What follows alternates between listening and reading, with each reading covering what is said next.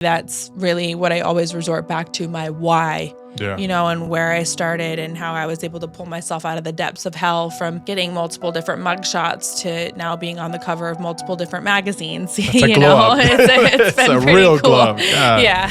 That's big, dude. Yeah. I saw that was crazy as fuck. Yeah, thanks. Okay, so you ready? Yeah. 100%? I thought we already started. Gotta do an introduction, you know? Oh, okay. Yeah. So she's an entrepreneur, real estate queen, model, and all the above. Yes. My guest, Kay Jenkins. What's up? How do we pronounce your name? Maikon. Maikon. Yeah. What is that? It's like, I think my dad fucked up because he wanted to call me Michael Jackson. But I think something happened. So, Something's wrong with your dad. Yeah, No, not you. Something's wrong with your dad. Don't take it personal. He fucked up, man. He fucked up. Where you from, Kay? Salt Lake City, West Jordan specifically. That's where I grew up, like elementary, middle, and high school. And then for the last 3 years, I've been living in Miami, Florida. How was Kay as a kid growing up? How was me? How was I? Yeah. Disturbed. Extremely. Why is that? I had an unorthodox home life, and I took that out on a lot of people. Like, you know, I was a pretty distraught little girl, and that was very well known in this small town. Like, if something goes wrong in your family, everyone hears about it. And my stepdad happened to be on the news for robbing a bank, with me in the car. And I was You were destined. I was 10 and it was the Mountain America and Jordan Landing. Oh my God. And I went to Columbia Elementary School, and I was suspended from riding the bus because I threw a soda pop out the fucking window. Hit some girl in the head. I don't know. Fuck. Anyways, yeah. So being back here for a short period of time from being in Miami, I'm like realizing like a lot from my childhood have come up, like little things that are triggering. And I'm like, whoa, like, like I had to go back into the courthouse and my mom's getting divorced for the 3rd time. Love you, Mom, but come on. And so I had to take her down because she ended up marrying the guys that robbed the bank's best friend. When he went away for going, she married his best friend. Here we are 10 years later, and that didn't work out. So I had to take her to the courthouse and, you know, get the divorce finalized. And we walk into the courthouse, and I was like, Mom, is this the same place? I wonder if Judge Decker's still here. Like, was he still there? It was a girl, but like, okay. I don't know. It was a Saturday or Friday afternoon, you know, so I don't think, but like being down those hallways and, you know, like getting sent to rehab and things like that here, it was all triggering. So yeah, you went through a lot at a young age. Yeah. Very traumatic, you would say? For sure. Yeah, a lot of things happen.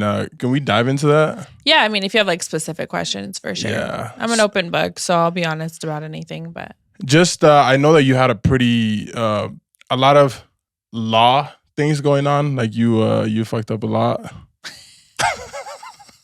I had a lot of law things going on. Yeah, you fucked up a lot. You mean I was in the system? Yeah, I was caught up. I feel like you were young and reckless. Yeah, no, I was. Primarily because like I wanted to party. You know, like I was like the beer pong champion, and I'm like fucking 14, hopping around like, you know, 15, 16. I was like 14 to 16 were my really like rager years, and I was going to, you know, like frat parties and stuff like that, and then getting caught up. You get underage drinking tickets, especially here in Utah, because the cops don't have a lot of other crimes to follow up on, so they're on those kids.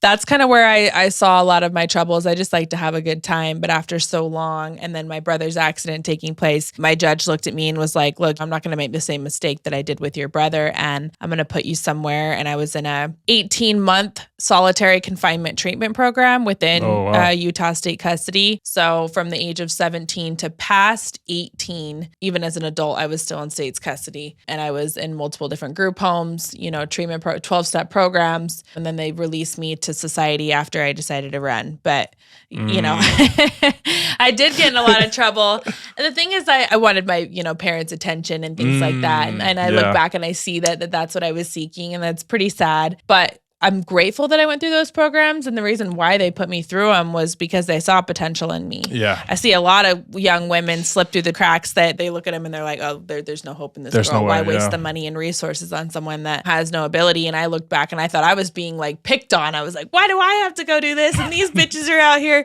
smoking meth and, having babies. And I was like, I just want to play beer pong and smoke some weed, I think you were in that middle ground where it's like you still had hope, For sure. Well, and it's because I was smarter than a lot of them. And when given the right tools, I performed well, like I always kept really good grades. I had I wouldn't say 4.0, but like 3.8 GPA, you know what I mean? And I was the smartest person in the class because I just wanted to get out of there and go do my own thing. So they saw potential in me, put me through it. And then when I got out, that's really when like reality hit hard on what I wanted to do with my life. And I saw everyone doing the same damn thing. It's just a different weekend or different year. And some people didn't even realize I was gone. And I was like, well, hey, fuck you, dude. But that means like, that's pretty sad because if you can't even notice someone gone for 18 months, you've got something going on, you know? Facts. And I was like, I wanted something different. I want to be different. And I realized that, the responsibility of my brother's caregiving really was placed upon me. And that was the calling that God had given me, and just having to step up for my family and make something of myself, because clearly there was a reason why it wasn't me in the accident, and I needed to kind of cope with all of that, process it, and then use it as fuel to make me the woman that I wanted to be. And so even to this day, that's really what I always resort back to, my why. And where I started and how I was able to pull myself out of the depths of hell from getting multiple different mugshots to now being on the cover of multiple different magazines. It's been a pretty real cool. glove. Yeah. I know your brother's accident really shifted your life. Mm-hmm.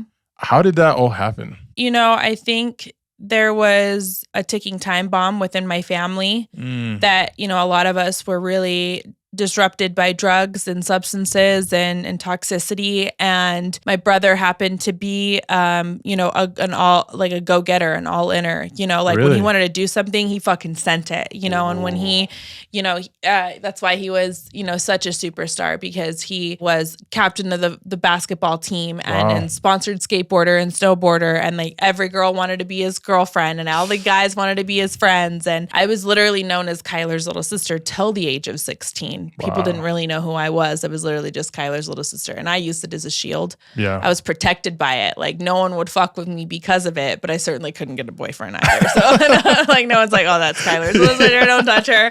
We're gonna have some serious problems there. And he still has that light about him. And the accident impacted so many people's lives in a different way. There's a chain reaction. But the things that, the life that we were going down and where we were at, I've done my best to learn and try to see it as a blessing in disguise, because my brother very well may not have made it either from a drug overdose or something else, or wouldn't have made it through the accident because of the life that we were going down. We weren't utilizing our potential and our energy in the right way, and we're wasting a lot of that. And it could have been a lot worse. Yeah. So, did you have a father figure?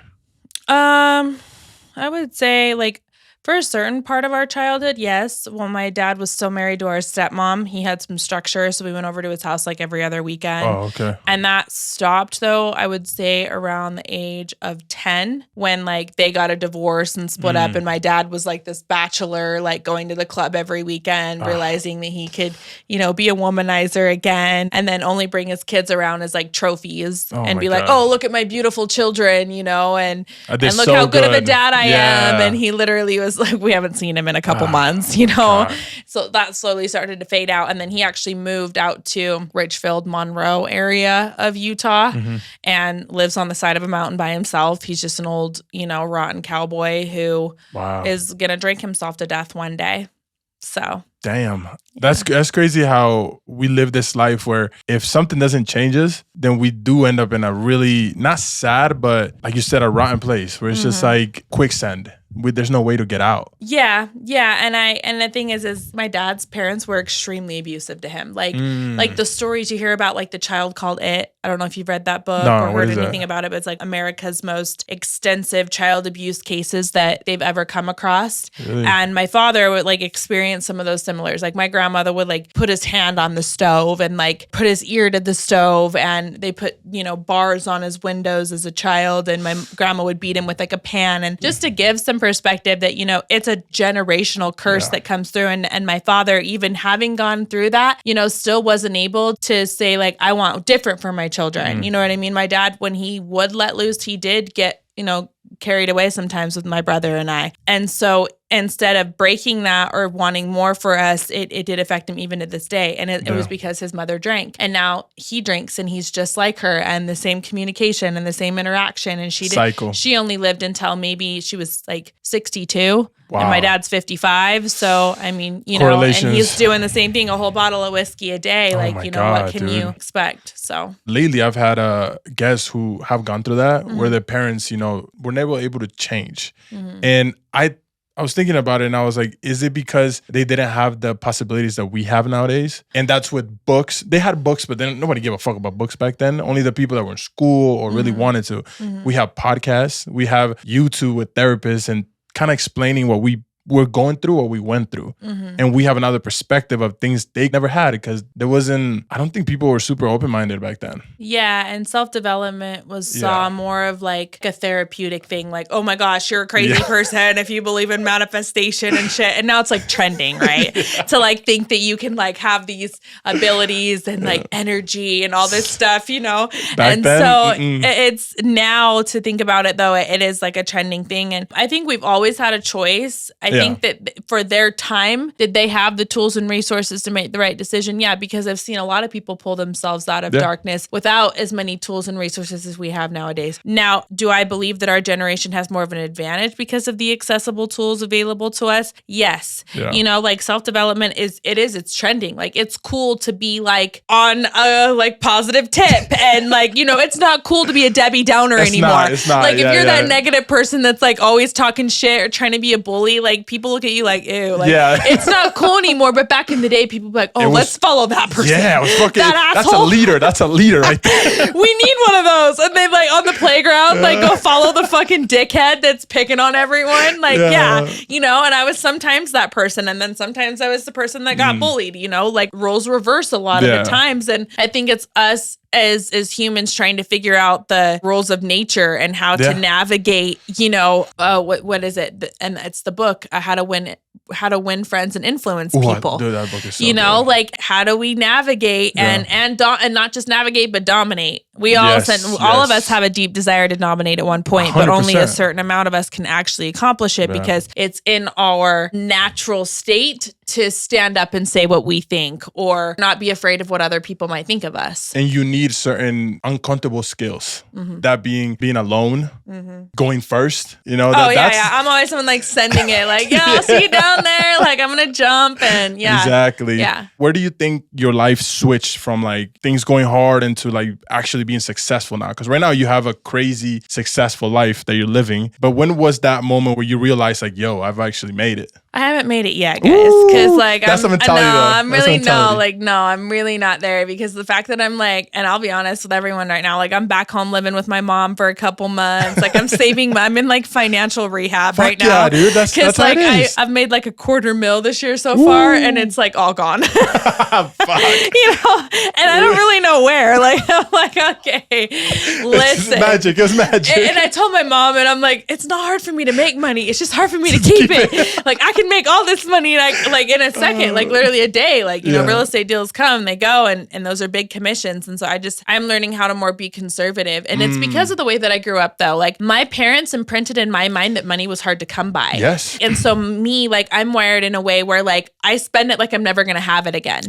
Because I feel like I'm scared. Yeah, I'm like, oh my God, I have all this money. I should get what I want and do it now and enjoy it. Before I lose it all. Before I'm gonna lose it. And then you end up losing it. And then I think about it and I'm like, why would I lose it? Oh, well, that's why I would lose it. it because I would spend it all. Like, it's like this self-destructive cycle, you know what I mean? But I'm glad that like I'm accountable for that and I recognize it. And then I'm like, oh, well, I can come back and fix it, do better next time. And also living in a city where it's one of the most expensive cities in the world. So you're trying to keep up with people and the Joneses and, you know, have a nice apartment and then still be able to go out and, you know, still be able to show face and wear designer and do this and do that, but have investments and go out and have fun and party, but still be able to be a boss and go to the gym and wake up the next day and feel like $1 million and then work on your business and not get distracted by all the ass and titties everywhere. Like, fuck. It's like the expectation they have of us is really unrealistic nowadays. See, it's funny because I'm an ex-professional soccer player and I've been where it's a lot of money and then I lost it all and I had nothing. And then it gave me a perspective of like, how can I keep the money, right? And then I figured out that I kept chasing money. But then I realized that money chases value. So what I need to become is a valuable person, right? And value doesn't mean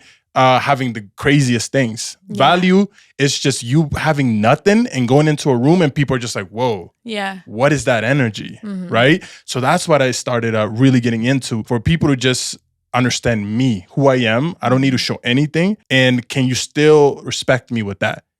If you can still respect me with nothing, that means that I have a certain energy that people appreciate. Of course. And I feel like that's what you're doing. You freaking write grateful notes all the time. And you just wake up with a good mindset and everything. And that's the reason why you can always come back. You could lose it all tomorrow. I don't think that's a problem because you'll get it next week. Yeah. And that's the thing is I've always said a couple of things. You know, two of my biggest quotes are, you're not a boss unless you can rebuild from scratch. And if you can't do that, you're not a boss. And the thing is you'll get taught that lesson a lot harder and quicker than most people. And most bosses have had to rebuild from scratch on multiple occasions. 100%. Correct? And then another is that, you know, you can't be, and this is just for young women, obviously I coach, but, you know, you can't be a boss bitch until you've been a boss's bitch. Because I've had to start at the bottom and learn from someone. You have to humble yourself. You have to go to them and be like, I want to be mentored. I want to learn from you. I want to absorb that knowledge. I want to be able to operate in a certain capacity and have that amount of confidence and own a room when you walk into it and understand value that's separated from Instagram followers or dollar amounts in the bank account, that it's all in an internal substance. The definition of being a boss is managing people, right? So if you really are a boss, not only can you manage people, but you can manage yourself. Yeah. You know what I mean? God is still helping me with that because my family's really worried about my salvation. Because I'm not married and I don't have kids yet. And, you know, I'm 28 years old and I'm like, you're good. I'm good, Mom. But they're really worried. And I'm like, I honestly I'm still figuring out how to take care of me, guys. You know, I personally don't ever want my children to go through what I went through. And until I feel like I'm selfless enough to have a child, because, you know, and not have to have my third marriage or divorce. And like, I want to do it like right the first time. And I'm good with waiting a little bit until I found that, you know, perfect match to procreate with and do it in a calculated manner and build an empire with someone. I feel like people give away their energy too freely nowadays. And then to be like, you know, here we are, like, let's just do it, then we're on the baby. And I'm like, whoa. What does the perfect man look like to you? Oh, man. You know, like the number one thing for me, like if I met a group of men, my girls met up with them and we're all chilling, you know, like me, I sit back and I wait and I kind of like observe a little bit. I want to know who the boss is in the group, because usually there's an alpha, especially with a group of guys, 100%. right? You're going to see the one that's kind of the leader, the shot caller, the one that's like leading. And I want to know who that one is. And that's just mentality wise, because me essentially being such an alpha female and having a lot of that boss energy, my submissive or feminine energy isn't necessarily the first thing you notice about me. It's something that has to be brought out by a man who makes me feel like, oh, I can submit. You know, I can.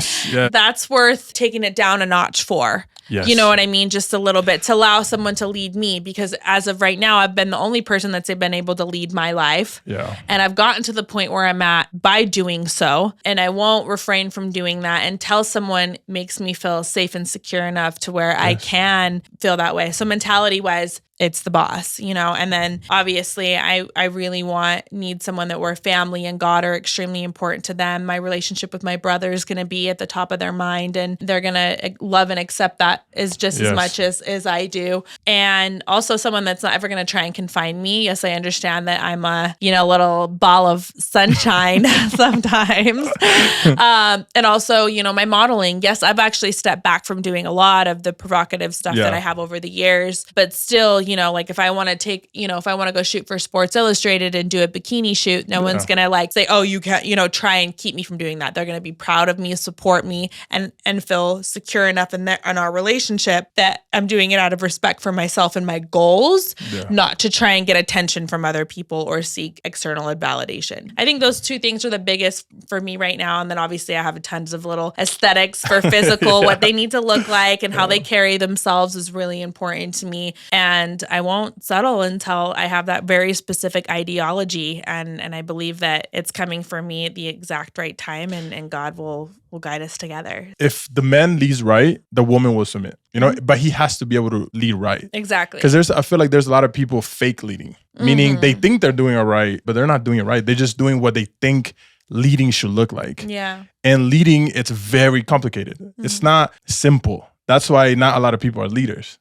Women like you who are very successful and have that alpha male attitude, it's mostly because you didn't have a father to be that for you, right? So you have to make up for that, right? Exactly. So the only way to bring that wall down is to become that man that you wish you could have had growing up as a daddy. Exactly. Daddy, is that you? Daddy?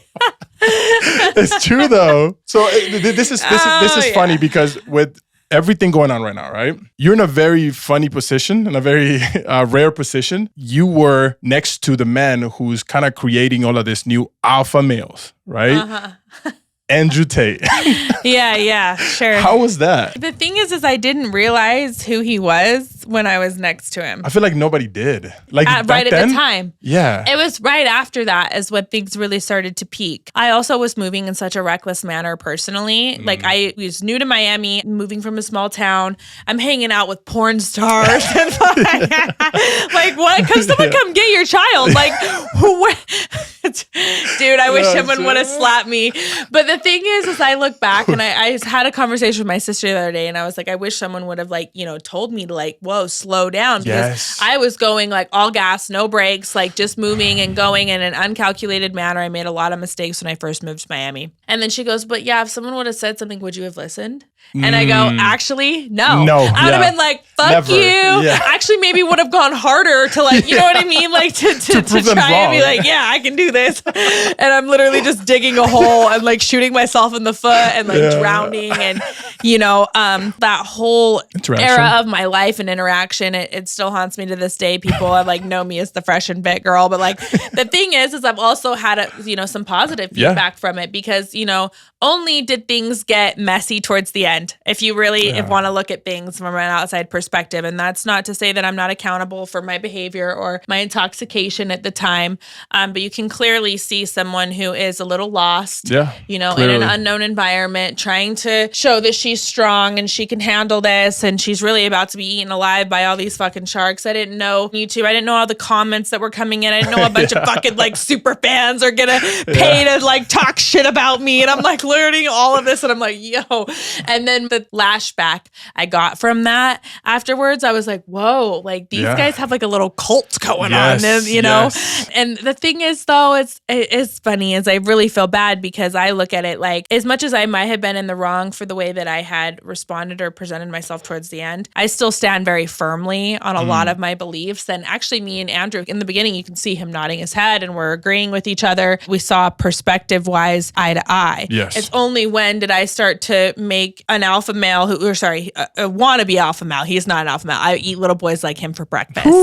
Myron is not an alpha male. He is someone who wants to be and pretends pretends to be, and he strives to be so bad, but he's one of those guys that got picked on in high school by beautiful women. You can tell. And now he has like a lot of resentment towards them. And so he's constantly trying to embarrass them to try and get back. Like it's like he needs therapy, like really bad, in my opinion. And then Fresh is kind of like, and he's just here for the good time, not a long time sort of thing.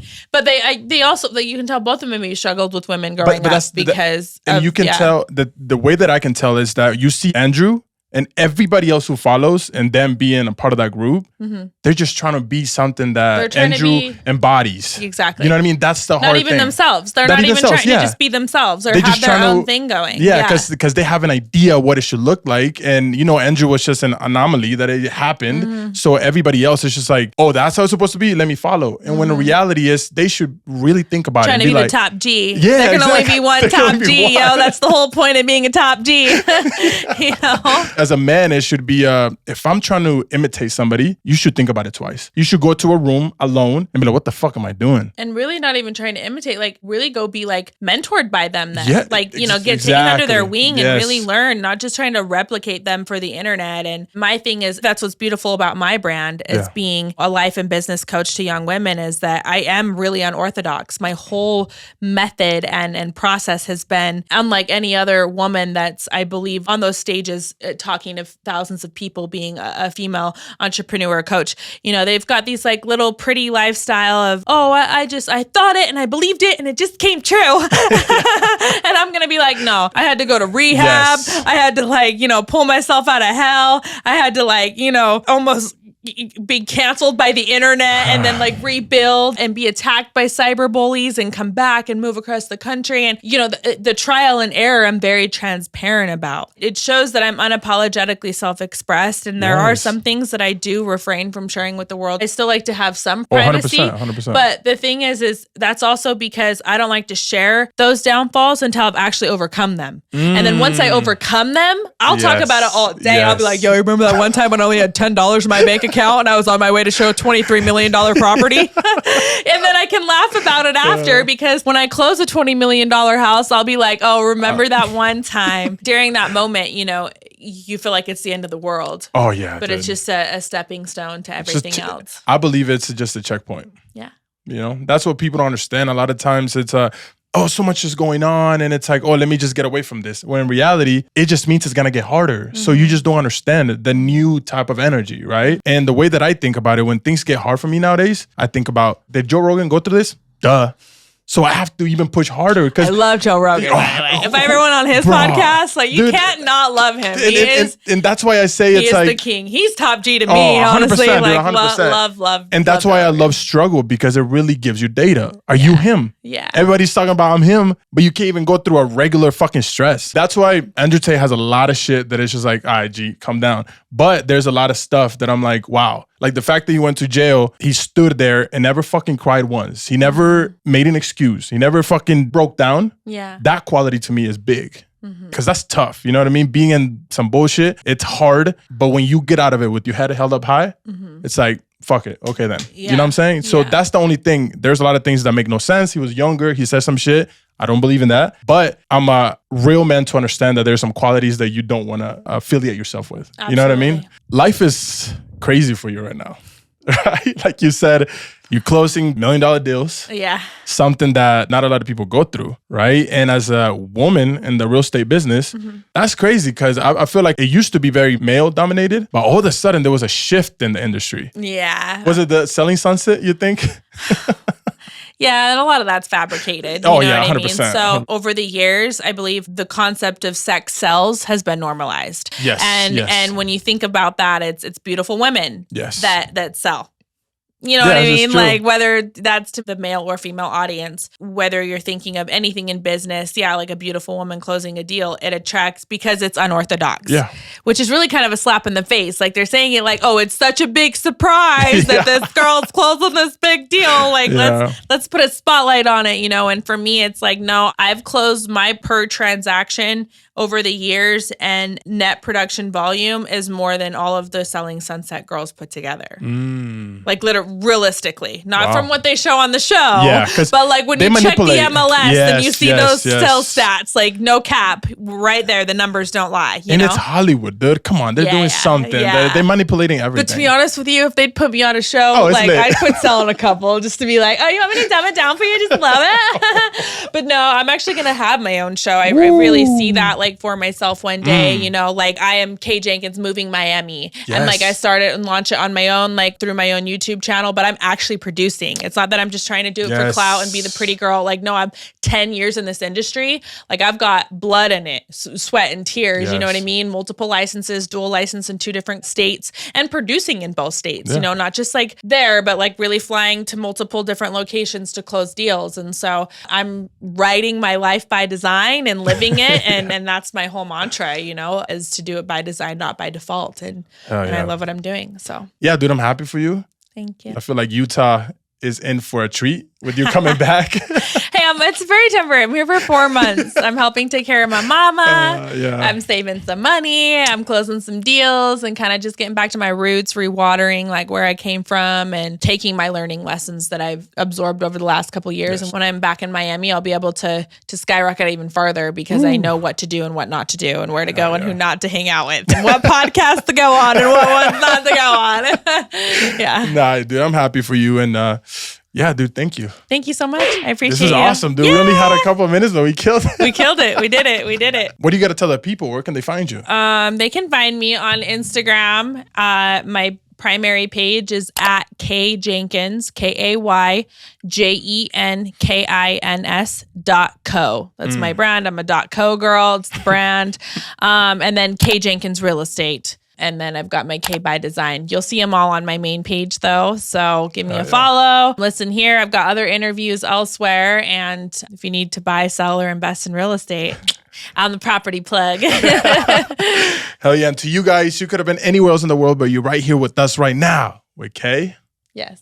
And you host Maikon. And I'm on a mission, Kay, right now. Yeah. I'm working hard because I want to get Post Malone in the show. Oh, okay. Yes. Posty. We love Posty. I've hung out with him a couple times. Yeah? He's a good guy, yeah. See, I'm so close. I can feel it. You know, so we're getting closer. I had another guest here who had a tattoo of Post Malone. So it's just, you know, connections in life. I'm just saying, you know, it'll happen. I know. And I don't care if it's episode 1,305. I don't care if it's episode 536. I don't care. I know it will happen. It's coming. You know, I just got to keep going. You're speaking it into existence, but then you're doing the work behind it to make it happen. Exactly. So. Yeah. Go to sleep early, eat healthy, drink water, and stop cheating on your girl, man.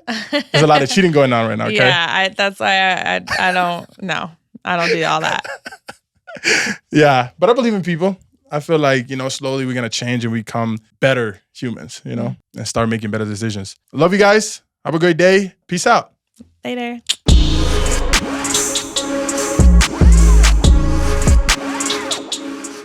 Hey, yeah, that was dope. That was a dope episode, dude. Oh, my back kind of hurts.